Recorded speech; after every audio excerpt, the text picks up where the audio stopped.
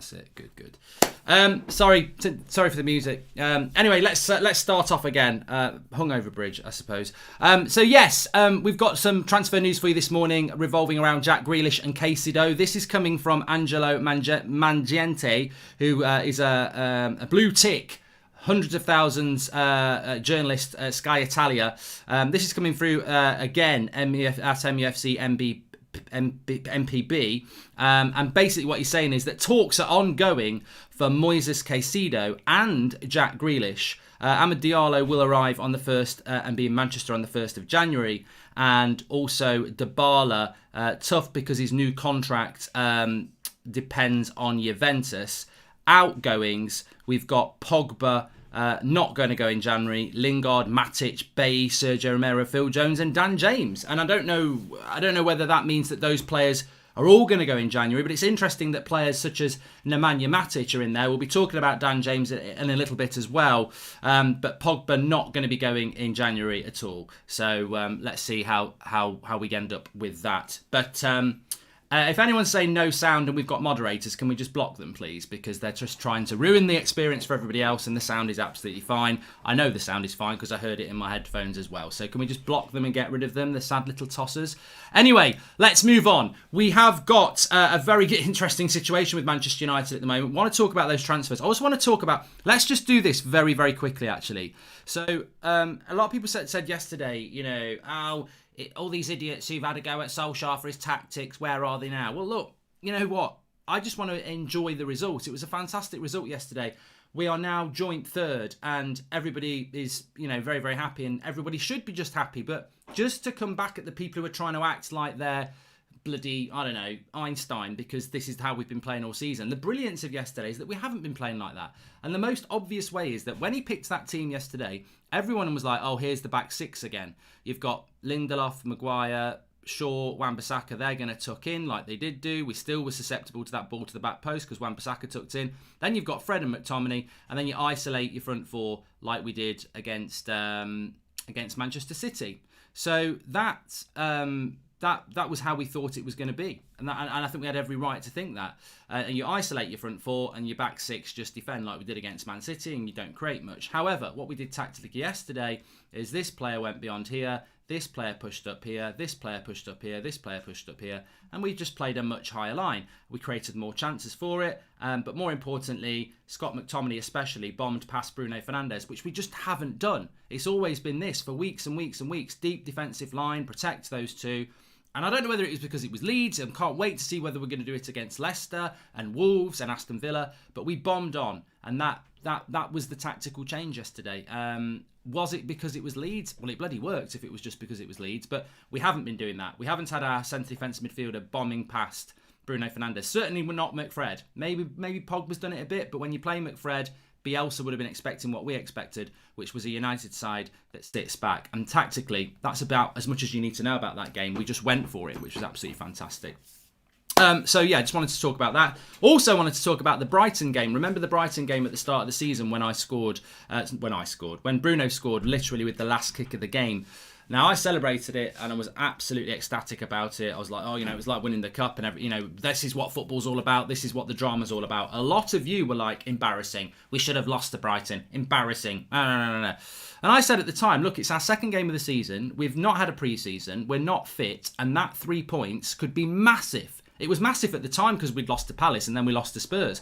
So it was absolutely massive because if we'd lost that game to Brighton like we might have done, we would have had no points from our first 9. That 3 points against Brighton now looks absolutely huge, doesn't it? And this is what I mean about the context of a bigger season. Very difficult in a Premier League season to start understanding what the league's all about. I still think it's hard to understand what the league's all about. And let's just talk about a title race for a moment. It's very hard to understand what the league's all about at the moment because we're not really at Christmas because the season started a month later. So we're really sort of end of November in a normal season. Well, I think where you are at Christmas says whether you're in a title race, but we're technically not at Christmas yet, but we'll take it that we are. And obviously we lost to Arsenal, we lost to Spurs, but we're like 10 points ahead of, we're over 10 points ahead of Arsenal with a game in hand. Arsenal can beat us every bloody season for all I care if we're going to be where we are in the league. It's a 38-game season, and that's the thing. And them points against Brighton, massive. where we are as a team, I still feel that, look, I said give Solskjaer to the end of the season. Some people say give him a new contract. Some people say sack him and get Pochettino in. I mean, look, can I just say about Pochettino? I saw people last night on the live comments saying, if we got Pochettino in now, we'd win the title. Pochettino's never won a trophy. Like, what is the Pochettino obsession? For me, Pochettino only comes into the equation if we need to sack our manager. We don't need to sack our manager. So, look, if Jurgen Klopp says it's my dream to come to Manchester United and shit on Liverpool, you might go, thanks for all your work, Ollie. You can be a coach. Klopp's coming in. Like, you know, in a position of strength, you're only going to go for an elite coach. Why are people going, well, if we got Pochettino, we win the league? He's never bloody won a league. Absolutely thick. Totally thick. I just don't get that. If we're in a bad situation, consider Pochettino, Allegri, whoever. But we're not in a bad situation at the moment. Let's just see where this is going to go. Because I look at the Leicester game and I'm like, the big thing about that Leicester, and I know we've got Everton on Wednesday, that's a cup game. The big thing about that Leicester game, it's third against second, right? We win that game, we're second. And we need to win it. But will we play Leicester the way that we played Leeds? Or will we play Leicester the way that we played Man City? And this is where the jury still is out on Solskjaer. It sounds ridiculous, but it is. Because I already know Solskjaer can play like he did yesterday. He did it for the first 3 months and he did it for the 3 months before the end of last season when we got third place. The problem is, next week he might go defensive again. And we're crying. I mean, I hope Ole Gunnar Solskjaer sat there this morning with a big grin on his face saying, and realising the penny has dropped, and if I play like that, they love me. But I don't know. He is, one thing I would say about Solskjaer, he does change his team every game, and he does change his tactics every game. And if he does it against Leicester, he will bring those critics back again. If we play defensive, he's got to go on the front foot.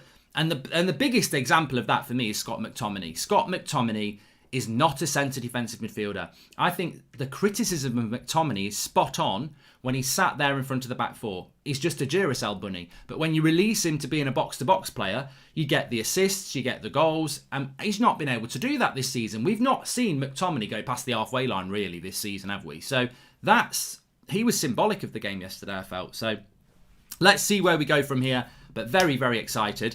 Want to get into the transfer stories then. So let's talk about, the first player, I want to talk about three things here. So Caicedo, who is the Ecuadorian player, really looks like there's something in this. Let me go back to what I started off with now I've got into the flow. So this came via at MUFC MPB on Twitter. Really good account. They go out, they speak to journalists and they just tweet it out. So he's spoken to Angelo Mangianti, who is on Twitter, over 300,000 followers, I think. He's Sky Sports Italy. He's saying that talks are ongoing between Manchester United and Moises Caicedo and Jack Grealish. Now, the Caicedo deal looks really interesting. I don't know much about him. I think he wants to come to Manchester United because he idolises Antonio Valencia, who was also Ecuadorian. Probably get him for under £10 million. 19 years of age. He's played for the national team. A lot of people looking at him. Centre defensive midfielder. 19 years of age. Let's do the deal. I don't expect him to go straight into the team, but let's do the deal. And I'll come back to why in a moment.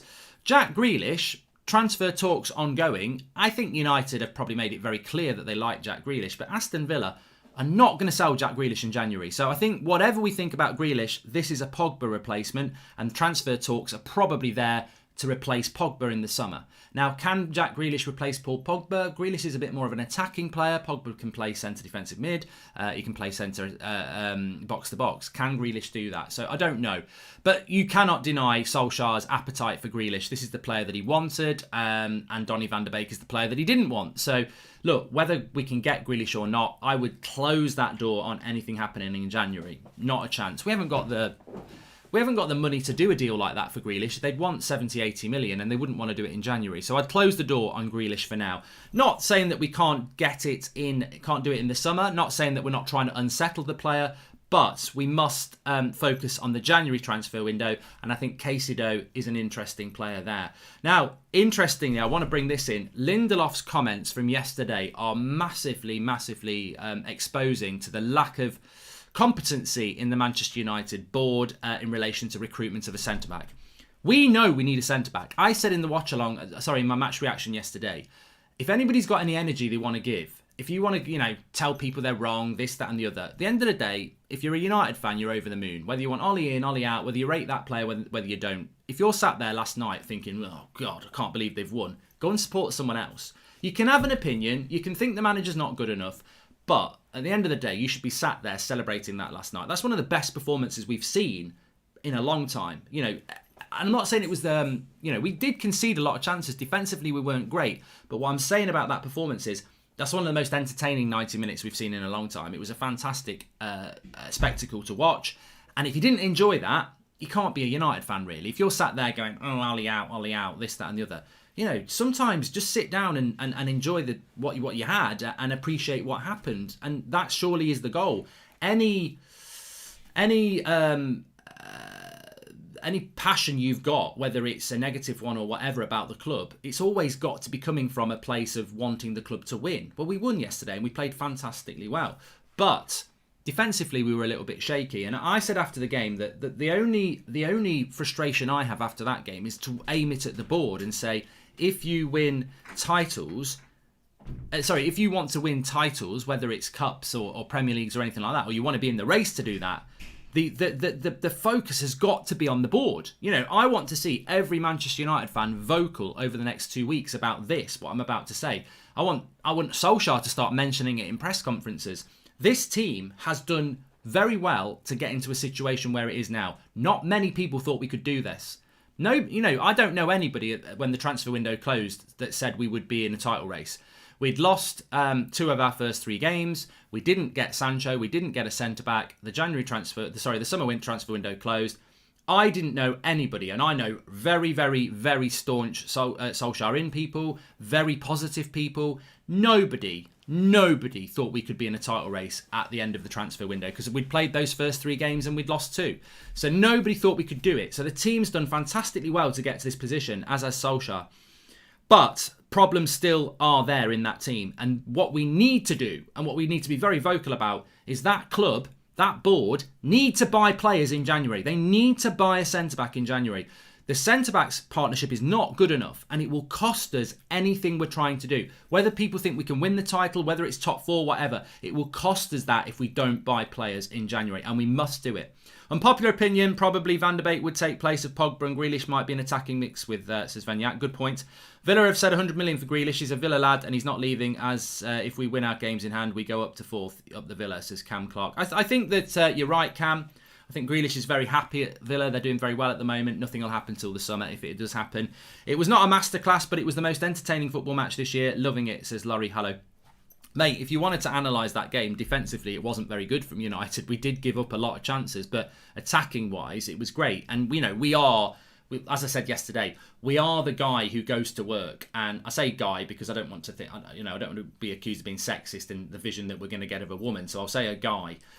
So we are the guy who goes to work. He puts his designer shirt on, his tie, his jacket, and then he walks off to work, but he's got nothing on below. He's naked. And, you know, everyone looks at the top and goes, nice hair, lovely suit, but you're naked from the bottom down. That's what United are. We've probably got a title-challenging attack and a relegation-threatening centre-back partnership. That's not taking anything away from Maguire or Lindelof. You're a partnership as a centre-back, and it doesn't work. We must buy one. Hi, Mark. How true is Dybala and Bernardeschi for Pogba? I would take it immediately, says Karen. I don't think it's true, and I personally wouldn't do it at all. But the interesting thing is here, there is a backstory to this. It's not just you and me saying we must buy a centre-back because we need that. And if we did bring a good centre-back in, we could potentially get into a title race. We could potentially win a title. I woke up this morning and I was actually half asleep thinking, we are in a title race. And I was like the Grinch. My face just went, you know, because I was hungover. I didn't feel good. And I was like, we're in a title race. And I was like, oh.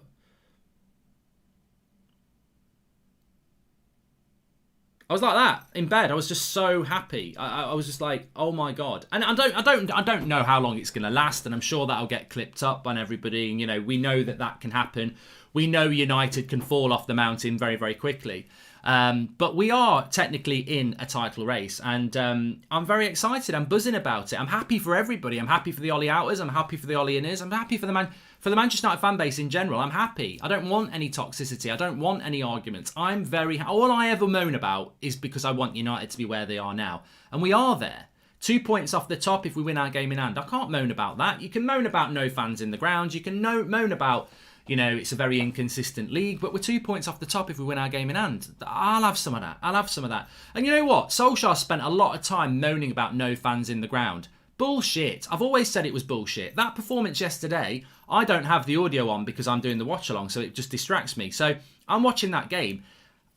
I was transfixed. That to me could have been 75,000 in Old Trafford. The intensity of that game, that I don't think United or Leeds could have played any better with fans in the ground. I think that was a spectacle. That was probably the best game ever we've seen, apart from Liverpool Leeds, which was the first game of the season I saw as well. I thought it was brilliant from both sets of players. I don't think there was a lack of fans causing a problem there, and that just shows you what you can do. Morning Sexy, love the emojamas. Have you looked at Satalalo for centre back from Atalanta? Reminds me of Vidic in some ways, says Cam Chaz. Thanks, mate. I've not really. I mean, the centre back situation. Christmas with Goldbridge is coming out this week. I've already recorded it, Kev McGee. It's a cooking with Christmas with Goldbridge. It will be out this week on my channel, Mark Goldbridge. Funny story about that, about Manchester actually. When I used to be 18, I really thought I was Liam Gallagher, but I lived in a rural village and I used to walk around going, 20 Benos, Betty, and four cans of Red Stripe, mad for it. And she'd go, why are you talking like that? You didn't talk like that last week. What are you talking about, you bitch? Get me the Benos and stop giving me an headache. But that's on this week's Going for Goldbridge. Anyway, so what was I saying? I was talking about Look, we've got to sign players in January. I'm not going to give this up. And I'm sure the board and I'm sure the Glazers don't want to hear this. But I'm telling you now, we've got to buy a centre-back in January. And there's loads of reasons why. And I'm going to go through a few of them now. But the main one for me now is when Victor Lindelof comes out and says he's playing through the pain barrier, he's having to manage himself between games. This is poor. This is poor from Ollie and Carrick and Phelan and everybody else. This is not good. Like, Lindelof is arguably our best centre-back at the moment. That centre-back partnership is dodgy, but we don't have anybody else. Eric Bay's not trusted. Twansebi's not trusted. He plays Maguire and Lindelof every day. It's like sleeping in the same bed sheets for a year. Give him a wash, Ollie. Give him a wash. Put him out in the tumble dryer or put him out in the air. Get a bit of freshness in them. He won't change those sheets. And any manager, even if it's bloody Van Dijk and Ramos, you've got to give him a rest when they're playing 3 games a week. He's not giving them a rest, and more importantly, he doesn't trust anybody to rest them for. Like, we see Luke Shaw rested. We even see Rashford and Bruno rested a little bit. All right, he had to bring them on against Leipzig in that the first Champions League game, but he took them off for half an hour last night. He's trying to rest players. Lindelof and Maguire, they are an accident waiting to happen because I don't think they're very good, but they're also, in fairness, an accident waiting to happen because we're constantly playing them. Even if that was Bruno Fernandes, we would say he needs a rest. I don't want Bruno to play against Everton. He needs a rest. So Lindelof and Maguire need a rest. But on top of that, Victor Lindelof, his manager in Sweden, like 6 weeks ago, said it's ridiculous how many games he's playing. This week, Lindelof's coming out and saying, I'm injured, I'm playing through the pain barrier. So whether we need a centre-back to get in a title race or not, we need to buy a centre-back because we're only playing 2 and one of them's bloody injured. So we've got to buy a centre-back just because of that. But we also need to buy one because we're not good enough at centre-back. So United need to buy a centre-back and it needs to come in on January the 1st. Where we're going to get that centre-back from, I do not know. But I want to make this... I want to be vocal about this because I'm very passionate about this. And this is where my passion and frustration, moaning is at the moment. I don't need to moan about the team. They were fantastic yesterday. And if they need to be moaned about in the next few weeks, we can do that. But at the moment, they deserve the praise. That's what we want to see from a Manchester United side. For too long this season, there's been a lot of moaning about tactics and bad performances, and they've deserved it. But this morning, the way we played yesterday, the way the players played, they get the praise. And you should give them that praise because they will see that praise and the penny might drop. The penny might drop with the manager, the coaches, the players. They might be like, oh my God, this is amazing this morning.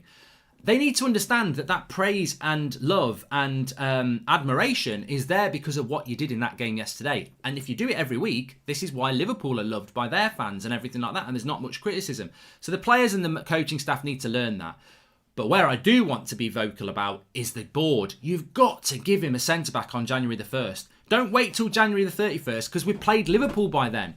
We've got to get a centre-back in. And it's not just because of a title charge. It's because we've got one who's injured. We haven't got players that are trusted. Look, I would have given Twansebi a game. I would have tried Bailly, but he doesn't trust them. He's not trusted them at all. So get a centre-back in. And even if you do trust Twansebi and Bailly, they're very injury-prone. Rojo and Jones, forget about it. Injury prone and crap.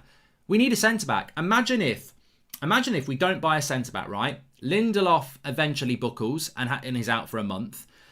Twansebi comes in, gets injured. Bailly comes in, gets injured.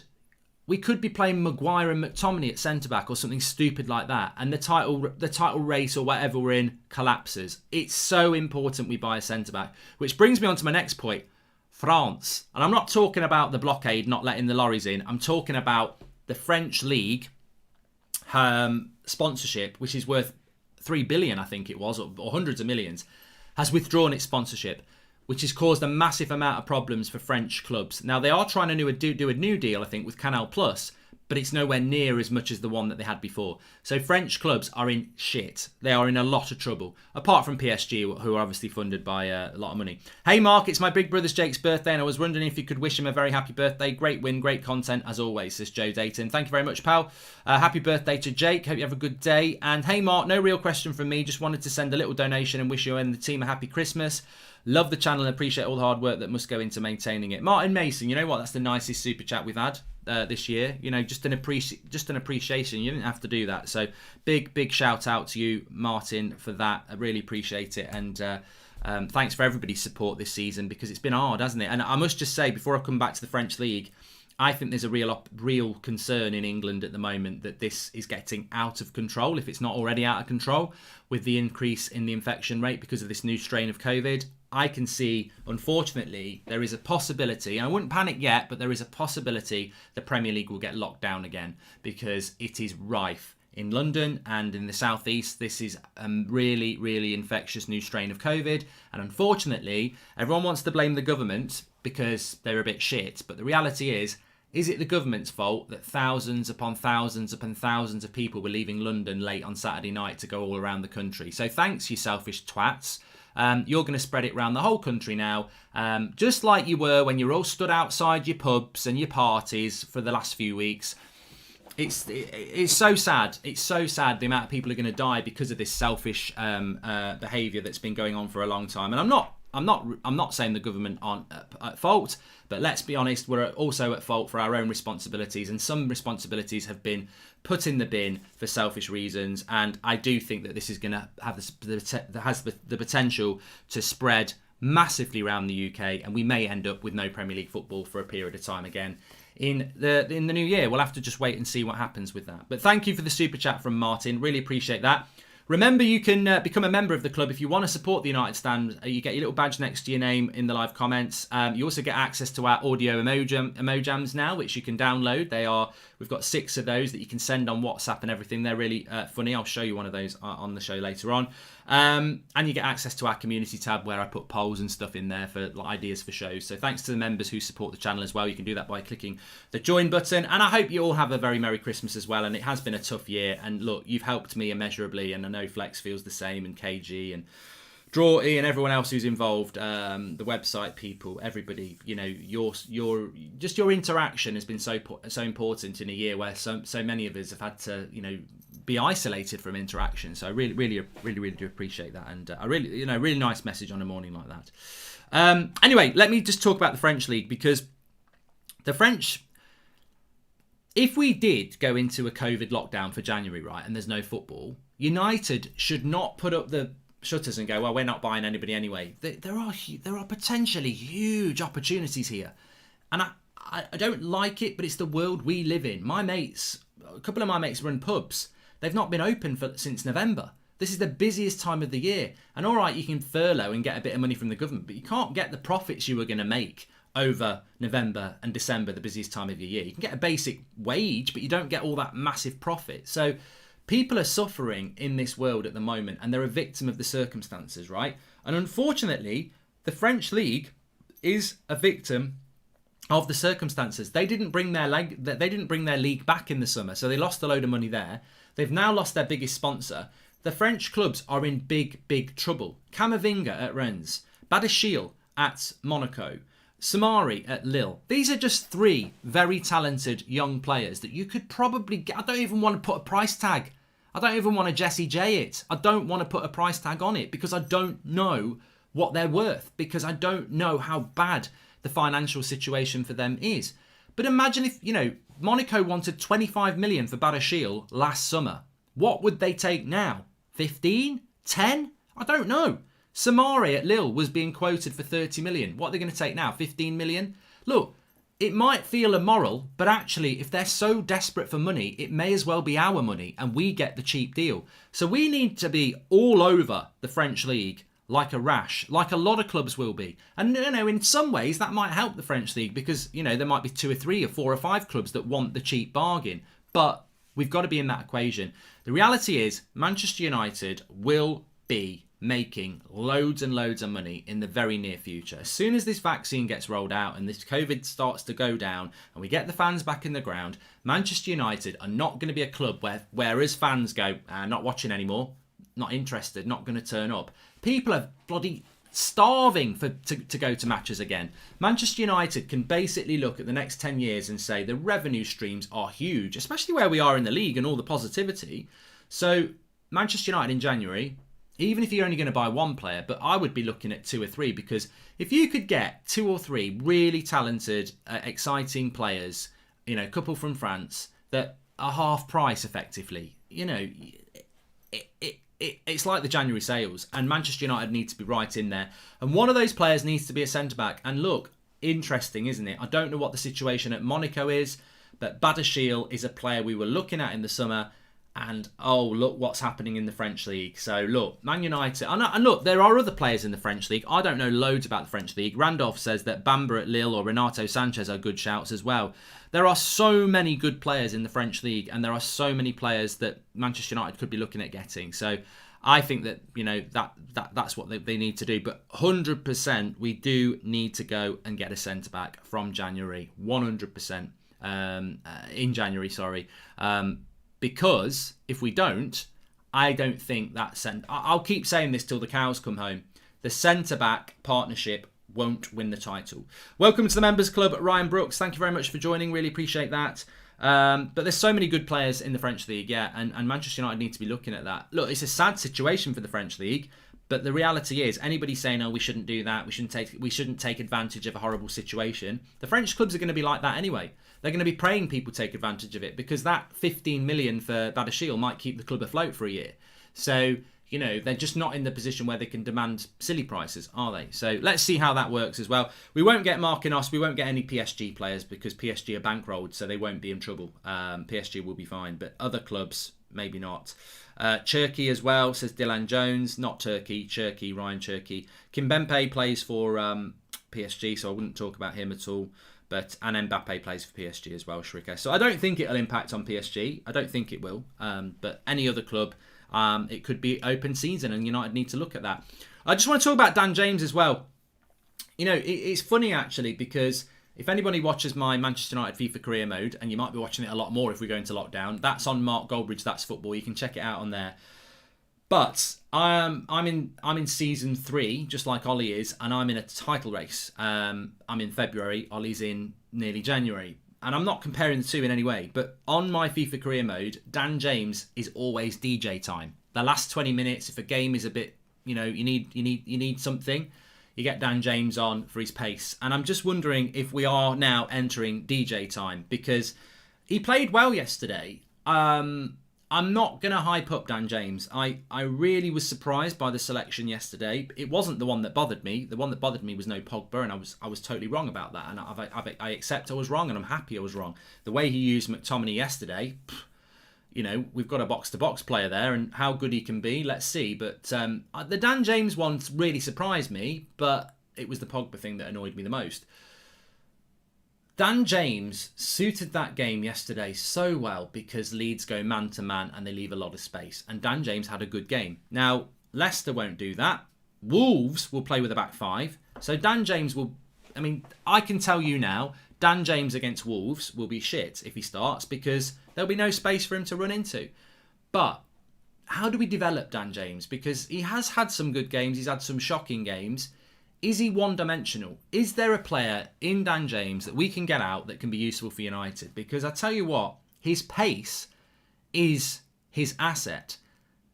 Is there a way that we can use Dan James off the bench in the last 20 minutes to stretch a team? And it always will. And my answer to that is, It depends on what the opposition is doing. If the opposition are playing a deep line with a back five, then Dan James is always redundant because he's got no space to run into. Dan James, in relation to intricate play like a Bruno or a Pogba or a Fred or something like that, that's not his game. He is 100 miles an hour running into space, Dan James. Dan James would be brilliant in a team like Brighton, in a team like, basically any team that teams attack, then you're going to be good in. He'd probably be good for Fulham. He'd probably be good for any team in the bottom half of the Premier League that gets attacked a lot. He'd be good for any team that's going to leave space on the break. Dan James would be a good player for. But in a top six side, it's very difficult because most teams against the top six will sit deep, depriving you of that space to run into. So I suppose in a couple of sentences or paragraphs, that's the problem with Dan James. In a game like that yesterday, perfect, loads of space, very, very good idea to play him, actually, even though many of us were surprised by it and some very unhappy about it. It was a very clever move and it worked. But he won't work in a game where, 99%, well, not 99, but 90% of the teams we play, he won't work. He might work well against the Chelsea or a Liverpool or a Man City who attack us, but most teams, even against United, most teams will play deep because they're scared of people like Rashford and Martial's pace. Leeds did try to sign Dan James, says Julia. Yeah, I don't know about whether he could be good in a Leeds team because Leeds press high up the pitch. So it's interesting that what Bielsa sees in Dan James, and that's quite an interesting point because Bielsa wants Dan James, but Bielsa doesn't play on the counter. Bielsa plays, as we saw, very high up. Intricate passing, which isn't really Dan James's game. So maybe there is a player like that in Dan James that Bielsa's seen, and maybe that's what we need to be scared against. City were scared against us, says Iron. Yeah, City played very deep as well, but when we played Dan James against City last season, they played a high line and we hurt them, and they were worried about this time as well. Whatever you think about United, whatever you think about the way we play, whatever you think about the tactics, most teams will try and play deep against us because they're scared of the pace on the break. So, Rashford, Martial, very quick players, but they've got other aspects to the game. Dan James needs to bring other aspects to his games. Dark says, how can you beat Ollie in when you give Ollie so much criticism to him? Mate, I think everybody's bored of that question, and I'm bored of answering it. I mean, you've either got ears or you haven't, and I've said it so many times. I spoke about it this morning at the start of the show. Check the Brighton result. Check the winner. I was one of the few people that actually went mad about that. I was told I was an idiot. What, you're celebrating that? We're embarrassing. We're shit. After the Leipzig game, I said, give him to the end of the season. Now is not the time to sack a manager. It's a bloody nightmare to drop a new manager into this. So I've consistently said that. But I will never stop criticising Manchester United if they deserve to be criticised. Some of the performances of this team from individuals, some of the tactics, some of the results deserve criticism. And I will not do that. But this morning, they don't deserve any criticism. They deserve the praise and they deserve the support. And that is that's the lesson they need to learn, not us. Those players, that manager, that coaching setup, this morning, they need to bathe in the praise and learn that is how you need to play. That's how you need. If you go and do, that's what we expect from Manchester United. And we haven't done that enough.